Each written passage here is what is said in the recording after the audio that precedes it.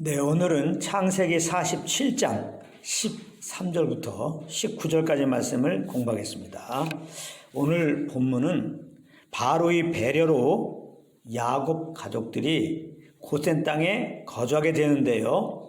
이때 온 땅의 기근이 더욱 심해져서 애굽 백성은 자기가 소유한 가축과 땅을 요셉에게 가지고 와서 양식을 얻게 됩니다. 그리고 새해에도 기근이 계속되자 결국 그들의 몸은 바로의 종이 되고 자기들의 토지를 팔아서 곡식을 구했다고 하는 그런 내용입니다. 그럼 본문을 살펴보겠습니다. 13절입니다. 기근이 더욱 심하여 사방에 먹을 것이 없고 애굽 땅과 가나안 땅이 기근으로 황폐하니, 이렇게 시작하고 있는데요. 여기 보면 기근이 더욱 심해져서 사방에 먹을 것이 없고 애굽 땅과 가나안 땅이 기근으로 황폐해졌다는 것입니다. 이때 14절에 보면 요셉은 곡식을 팔아서 땅과 가나안 땅에 있는 돈을 다 거둬들여서 그 돈을 바로의 궁으로 가져갔다는 것입니다. 그리고 15절에 보면 애굽 백성이 돈이 떨어져서 다 요셉에게 와서 돈이 떨어졌는데 좀 먹을거리를 달라고 합니다. 그랬더니 요셉은 16절에 보면 이렇게 대답합니다. 요셉이 이르되 너희의 가축을 내라. 돈이 떨어졌은즉 내가 너희의 가축과 바꾸어 주리라. 이렇게 대답합니다. 이 말을 듣고 17절에 보면 애굽 백성들은 살기 위해서 그들의 가축을 요셉에게 끌고 와 곡식을 구하지만 그 해가 지나고 새해가 되자 그들의 곡식이 다 떨어지게 됩니다. 18절은 이렇게 시작하고 있습니다. 그 해가 다 가고 새 해가 되매 무리가 요셉에게 와서 그에게 말하되, 이렇게 말하고 있는데요. 여기 새라는 말은 직역하면 둘째 해다, 그런 뜻입니다. 둘째 해. 그러나 이것은 기근이 들기 시작한 둘째 해를 말하는 것이 아니라 가축과 양식을 바꾼 그 다음 해를 말하는 것입니다. 즉 기근 마지막 해인 일곱째 해를 말하는 것이다, 이 말입니다.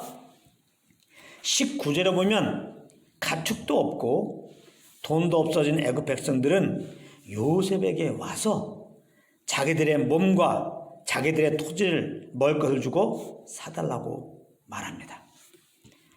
자기들이 토지와 함께 바로의 종이 되겠다고 하면서 말입니다. 다음 주에 공부하겠지만요. 그 다음 20절에 보면 결국 요셉은 애굽의 모든 토지를 사서 바로에게 바칩니다. 여기까지가 오늘 본문 내용 전부입니다. 그런데 가만히 오늘 본문을 생각해 보면 애굽 사람들을 향한 요셉의 행위가 좀 무정해 보이지 않습니까? 아주 잔인하다 생각까지도 들게 되는 겁니다. 곡식을 풍성하게 저장해 놓았으면 기근으로 애굽 백성들이 다 죽어가는데 좀 값을 싸게 해서 팔 수 있는 거 아닙니까? 그런데 그런 내용이 없습니다. 다 곡식을 제값에 판 것 같습니다. 그래서 요셉은 애굽 땅과 가나안 땅에 있는 돈을 다 거두어들였습니다. 그 이후 애굽 백성들은 돈이 떨어졌으니 좀 먹을 것을 달라고 했을 때 그럼 알았다고 하면서 일단 먹을 것을 주고 나중에 돈이 좀 생기면 그 값을 갚으라고 할 수도 있는데 요셉은 이제 그들의 가축과 바꾸어 주겠다고 합니다. 그런데 한 해가 바뀌어도 기근이 그치지 않습니다. 그래서 이제 애굽 백성들은 요셉에게 와서 이제 돈도 가축도 없으니까 이제 자기들의 몸과 토지를 먹을 것을 주고 사달라고 했습니다.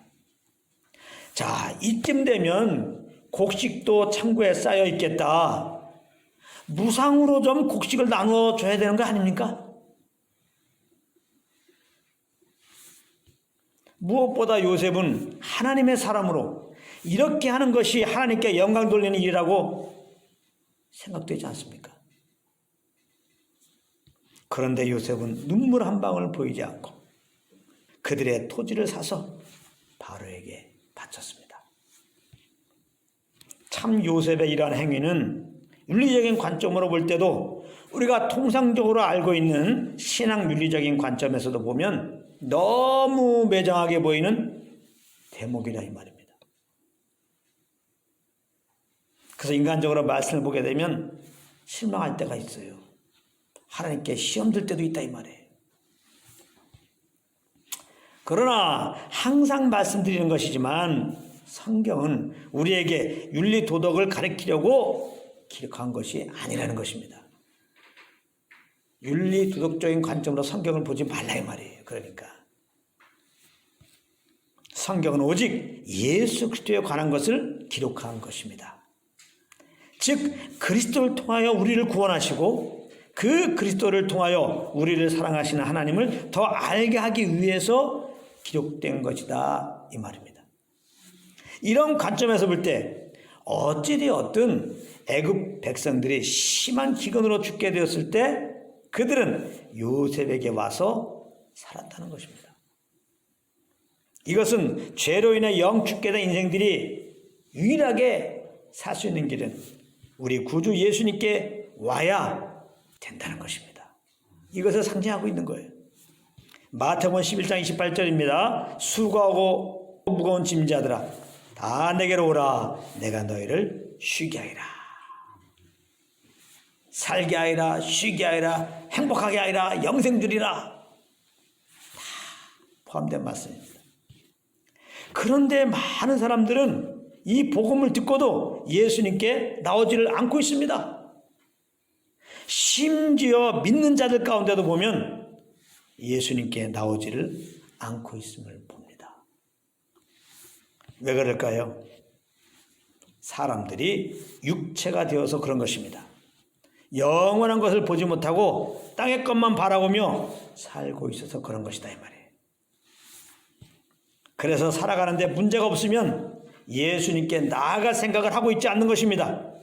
내가 이만큼 돈을 가지고 있는데, 내가 이 정도의 관력을 가지고 있는데, 내가 이렇게 건강한데, 나를 돕는 자들이 이렇게 많은데, 이러면서 말입니다.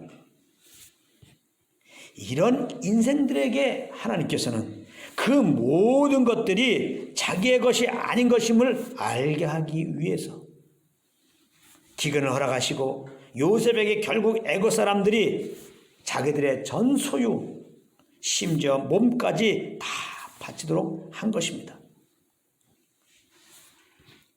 하나님은 인생들의 흥망성쇠 생사와 복을 주관하고 계신 분이십니다. 그렇기 때문에 하나님이 부르시면 어느 누구도 꼼짝없이 모든 것을 내려놓고 하나님 앞에 서야 된다는 것입니다. 이때 믿지 않는 자들은 하나님의 심판을 면치 못하고 결국은 영원한 불못으로 떨어지게 되는 것입니다. 그러므로 아직도 예수를 믿지 않으신 분들은 내가 내 삶의 주인 되어 산 것을 회개하고 우리 죄를 위해 죽으시고 부활하신 예수님을 그 마음의 주인으로 모셔야 되는 것입니다. 그래야 죄사함 받고 영생을 얻기 때문입니다. 하나님의 심판에 이르지 않고 하나님의 상속자로 하나님 나라에 들어갈 수 있기 때문입니다. 그러므로 이런 사실을 알고 믿음으로 구원을 받은 우리들은 그리스도 안에서 어떻게 살아야 됩니까? 구원을 베풀어 주신 주님께 항상 감사해야 되는 거 아닙니까? 오늘 지금 나에게 있는 그 모든 것이 다 주님이 주신 것을 알고 그 모든 것을 허락하신 주님께 감사드림이 마땅한 것 아닙니까? 이런 예배자의 삶을 살게 하시려고 성령님이 우리 안에 거하고 계신 것입니다. 할렐루야. 예수님은 성령으로 말미암아 이 예수 그리스도의 사랑을 알게 하셔서 날마다 우리 영혼이 소생되게 하시는 것입니다. 고센 땅에 있었던 야곱과 그 식구들은 이렇게 기근이 심해졌을 때 어려움이 없이 지냈습니다. 어떻게 그럴 수 있었습니까? 요셉의 공개를 받고 있어서 그런 것입니다. 요셉이 봉양을 해줘서 그런 거예요. 우리가 심한 기근 때를 살아가고 있는 이 땅에서 우리가 영혼의 안식을 누리며 살 수 있는 길이 있습니다. 그것은 날마다 예수님의 공개를 받는 것입니다. 예수님의 봉양을 받는 거예요. 그렇다면 예수님 우리에게 어떻게 공개를 하십니까? 성령으로 하시는 것입니다. 날마다 성령으로 그 십자가의 은혜를 알게 하심으로 우리 영혼을 날마다 소성케 하신다 이 말씀입니다. 그러므로 날마다 성령과 교통 속에서 예수님의 공개를 받고 그 어떤 어려움 속에서도 항상 구원의 그 이름을 찬양하며 자랑하며 사는 한 분 한 분 되시기를 우리 주 예수 그리스도의 이름으로 축복합니다.